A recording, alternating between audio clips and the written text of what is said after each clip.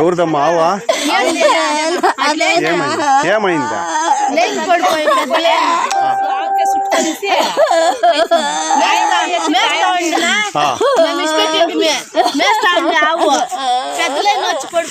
అదే పడిపోయినదా ಆಕಸ್ಮಿಕವಾಗಿ ಇಲ್ಲಿ ಮೇಯ್ತಾ ಇರೋ ಹಸು ಲೈನ್ ಕಟ್ ಆಗಿ ಹಸು ಮೇಲೆ ಬಿದ್ದು ಹಸು ಸಾವನ್ನಪ್ಪಿರೋದ್ರಿಂದ ತುಂಬಾ ಬೇಸರ ಆಗ್ತಾ ಇದೆ. ಎಲ್ಲ ನಮ್ಮ ಗ್ರಾಮಸ್ಥರು, ತಿಮ್ಮರಾವತನಹಳ್ಳಿ ಪಂಚಾಯಿತಿಯ ಗ್ರಾಮಸ್ಥರು ಎಲ್ಲರೂ ಬಂದಿದ್ರು, ಆದ್ರೂ ಅದನ್ನ ಕಾಪಾಡಕ್ ಆಗಿಲ್ಲ. ಕಾರಣಾಂತರಗಳಿಂದ ಅದು ಆಲ್ರೆಡಿ ಅದ್ರ ಮೇಲೆ ಬಿದ್ದು ಅದು ಹಸು ಸಾಕ್ತಾ ಇರ್ತಕ್ಕಂಥವ್ರು ಒಬ್ರು ಅವ್ರ ತಾಯಿ ಯಾರಿರ್ತಾರೆ ಅವ್ರು ಬಂದು ಅದನ್ನ ಸೇವ್ ಮಾಡಕ್ ನೋಡಿದ್ರು, ಅದನ್ನು ಅದು ಆಗಿಲ್ಲ. ಅವ್ರಿಗೂ ಕರೆಂಟ್ ಶಾಕ್ ಹೊಡೆದು ಅವ್ರಿಗೂ ಸಮಸ್ಯೆ ಆಗಿದೆ. ದಯವಿಟ್ಟು ನಾನು ಬಯಸೋದೇನಂದ್ರೆ ಈ ಒಂದು ನಮ್ ಬೆಸ್ಕಾಂ ಅವರು ಯಾರಿದ್ದಾರೆ ಕರೆಂಟ್ ವ್ಯವಸ್ಥೆ ದಯವಿಟ್ಟು ಕರೆಕ್ಟ್ ಆಗಿ ಮಾಡ್ಬೇಕು. ನೋಡಿ ಇಲ್ಲಿ ಬೇರೆ ಕಡೆ ಎಲ್ಲ ಲೈನ್ಗಳೆಲ್ಲ ಕೆಳಗಡೆ ಬಂದಿದೆ. ಇವತ್ತು ಹಸು ಆಯ್ತು, ನಾಳೆ ದಿನ 4 ಜನ ಇಲ್ಲಿ ಆಚೆ ಕಡೆ ಬರ್ತಾರೆ, ವಾಶ್ರೂಮ್ಸ್ಗೆ ಹೋಗ್ತಾರೆ, ಬರ್ತಾ ಇರ್ತಾರೆ, ಓಡಾಡ್ತಾ ಇರ್ತಾರೆ. ಅವ್ರಿಗೂ ಇದೇ ತರ ಅಕಸ್ಮಾತ್ ಕಟ್ಟಾಗಿ ಬಿದ್ದು ಅವರನ್ನ ಸಾವಪ್ಪಿದ್ರೆ ಯಾರೇನ್ ಮಾಡಕ್ಕಾಗಲ್ಲ. ದಯವಿಟ್ಟು ಬೆಸ್ಕಾಂ ಅವ್ರಿಗೂ ನಾನು ಕೇಳ್ಕೊಳ್ಳೋದಿಷ್ಟೇ, ಇದನ್ನ ವ್ಯವಸ್ಥೆ ಮಾಡ್ಕೊಡಿ. ನಮ್ಮ ಬೆಸ್ಕಾಂ ಅವ್ರು ಯಾರು ಇನ್ಸ್ಪೆಕ್ಟರ್ ಆಗಿರ್ತಾರೆ, ಇದು ಲೈನ್ ಇನ್ಚಾರ್ಜ್ ಯಾರು ಆಗಿರ್ತಾರೆ, ಇಲ್ಲೇ ಅಲ್ಲ ಇಡೀ ನಮ್ಮ ಅವ್ರಿಗೆ ಹಾಕಿರ್ತಾರೆ ಡ್ಯೂಟಿ ಎಲ್ಲ ಹಾಕಿರ್ತಾರೋ ಆ ಡ್ಯೂಟಿ ಕಟ್ಟುನಿಟ್ಟಾಗಿ ಮಾಡ್ಬೇಕಂತ ನಾನು ವಿನಂತಿಸ್ಕೊಳ್ತೇನೆ.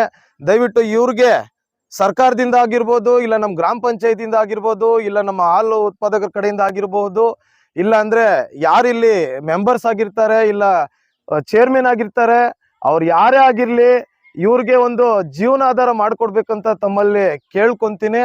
ಅದೇ ರೀತಿ ದಯವಿಟ್ಟು ಇದನ್ನ ಮುಚ್ಚಿಡಕ್ ಹೋಗ್ಬೇಡಿ.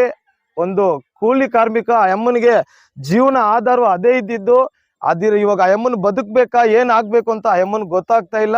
ದಯವಿಟ್ಟು ನೀವು ಸರ್ಕಾರದಿಂದ ಆದ್ರೂ ನಮ್ ಪರಿಹಾರ ಮಾಡ್ಕೊಡ್ಬೇಕು ಅವ್ರಿಗೆ. ಇಲ್ಲ ಅಂದ್ರೆ ಅವ್ರು ಇಲ್ಲ ಗ್ರಾಮ ಪಂಚಾಯತಿಯಿಂದ ಮಾಡ್ಕೊಡಿ. ನೋಡಿ ಅವ್ರಿಗೆ ಬದುಕಕ್ಕೆ ದಾರಿ ಇಲ್ಲ, ಇದೇ ದಾರಿ ಅಂತ ಹೇಳಿ ಜೀವನ ಮಾಡ್ಕೊಂಡು ನಡೀತಾ ಇದ್ರು. ಅವ್ರಿಗೆ ಅವ್ರ ಗಂಡನೂ ಇಲ್ಲ, ಮಕ್ಳು ಎಲ್ಲೋ ಬೇರೆ ಕಡೆ ಇದ್ದಾರೆ. ಇವಾಗ ಅಮ್ಮನ ಅದ್ರಲ್ಲೇ ಜೀವನ ಮಾಡ್ತಾ ಇದ್ರು. ಇವಾಗ ಅಮ್ಮನ್ ಏನ್ ಮಾಡ್ಬೇಕು ಅಂತ ದಿಕ್ ತೋರಿಸ್ತಾ ಅಳ್ತಾ ಇದ್ದಾರೆ. ಅವ್ರ ಕುಟುಂಬಸ್ಥರು ಬಂದಿದ್ದಾರೆ, ಅಳ್ಬೇಡಮ್ಮ ಅಂತ ಇದ್ರು ಕೂಡ ಅಮ್ಮನ್ಗೆ ಆಗ್ತಾ ಇಲ್ಲ. ಅಮ್ಮನು ಕೂಡ ಸಾವನ್ನ ಅಪ್ಪಬೇಕಾಗಿತ್ತು, ಆದ್ರೆ ಕಾರಣಾಂತರಗಳಿಂದ ಅವರು ಕುಟುಂಬಸ್ಥರು ಬಂದು ಅಮ್ಮನ್ನ ಕರ್ಕೊಂಡು ಹೋಗಿರ್ತಾರೆ. ಆದ್ರಿಂದ ತಮ್ಮಲ್ಲಿ ನಾನು ವಿನಂತಿ ಮಾಡ್ಕೊಳ್ಳೋದೇನಂದ್ರೆ ಇವ್ರಿಗೆ ಏನನ್ನ ಒಂದು ನಷ್ಟ ಪರಿಹಾರ ಮಾಡ್ಕೊಡ್ಬೇಕಂತ ತಮ್ಮಲ್ಲಿ ವಿನಂತಿಸ್ತೇನೆ. ನೋಡಿ ವೀಕ್ಷಕರೇ, ಒಬ್ಬ ಬಡ ಮಹಿಳೆ ಜೀವನಾಧಾರ ನಡೆಸ್ತಾ ಇದ್ದ ಒಂದು ಹಸು ಅದು ಇವತ್ತು ಸಾವನ್ನಪ್ಪಿದೆ ಅಂದ್ರೆ ತುಂಬಾ ದುಃಖಕರ, ದುರದೃಷ್ಟಕರ ಅಂತ ಹೇಳ್ಬೋದು. ಇದಕ್ಕೆಲ್ಲ ಕಾರಣ ಬೆಸ್ಕಾಂ ಅವರ ಒಂದು ನಿರ್ಲಕ್ಷ್ಯವೇ ಕಾರಣ. ಘಂಟಾಘೋಷವಾಗಿ ಹೇಳ್ತೀವಿ, ಅವ್ರ ನಿರ್ಲಕ್ಷ್ಯವೇ ಕಾರಣ. ಯಾಕೆ ಅಂದ್ರೆ ನೋಡಿ, ಈ ವ್ಯವಸ್ಥೆ ಯಾಕೆ ತಂತಿಗಳ ದುರಸ್ತಿ ಮಾಡಲ್ಲ, ಲೈನ್ ಮ್ಯಾನ್ ಯಾಕೆ ಲೈನ್ ದುರಸ್ತಿ ಮಾಡಲ್ಲ, ಯಾಕೆ ನೋಡ್ಕೊಳ್ಳಲ್ಲ ಅವ್ರು? ಅಟ್ಲೀಸ್ಟ್ ಇಲ್ಲಿರೋ ರೈತರಿಗಾದ್ರೂ ಇದು ಕೊಡ್ಬೇಕು, ಏನೋ ಜಾಗ್ರತೆ ಕೊಡಿಸ್ಬೇಕು. ನೋಡಪ್ಪ ಈ ತರ ಮರಗಳೆಲ್ಲ ಕೊಂಬೆಗಳು ಬರ್ತಾ ಇದೆ, ಅದನ್ನ ಕಟ್ ಮಾಡ್ಕೊಡ್ರಿ, ಇದೆಲ್ಲ ಅವ್ರಿಗೂ ಹೇಳಿದ್ರೆ ಅವ್ರಿಗೂ ಅವೇರ್ನೆಸ್ ಆಗ್ತಾ ಇತ್ತು. ಈ ಒಂದು ನಿರ್ಲಕ್ಷ್ಯದಿಂದ ಒಂದು ಎಷ್ಟು ದೊಡ್ಡ ಅನಾಹುತ ಆಗಿದೆ ಅಂತ ನೋಡಿ. 1 ಲಕ್ಷದ ಮೇಲೆ ಹೋಗೋ ಒಂದು ಹಸು ಡೈಲಿ ಅವ್ರು 15 ಲೀಟರ್ ಕೊಡ್ತಾ ಇದ್ರಂತೆ. ಒಬ್ಬ ಬಡ ಮಹಿಳೆ ಸಾಕ್ತಾ ಇತ್ತು ಆ ಒಂದು ಹಸು.